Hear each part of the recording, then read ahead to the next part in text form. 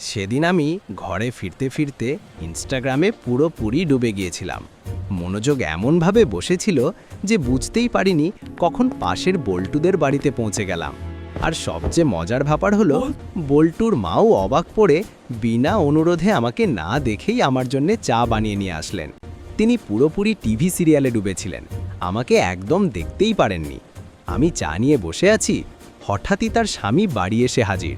মাঝখানে চোখে চোখ পড়তেই সে চেঁচিয়ে বলে, "অরে ভাই, মনে হয় আমি ভুল বাড়িতে চলে এসেছি।" ও আচ্ছা, সরি, আমি ভুল করে অন্য বাসায় চলে এসেছি, আমাকে মাফ করবেন। বল্টুর বাবা। আর সাথে সাথে দৌড়ে বাইরে চলে গেল। হ্যাঁ ভাই, সত্যি কথা বলতে কি, বল্টুর বাবাও তখন ফেসবুকে ডুবেছিলেন। কি এমন এক জগতে চলে আসলাম যেখানে সবাই যেন সোশ্যাল মিডিয়ার জগতে হারিয়ে গেছে। আমি ইনস্টাগ্রাম, বল্টুর মা টিভি সিরিয়ালে, আর ওর বাবা ফেসবুকে ডুবে আছেন। আর এদিকে আমরা দুজনেই ভুল বাড়িতে এসে মজা পেয়েছি।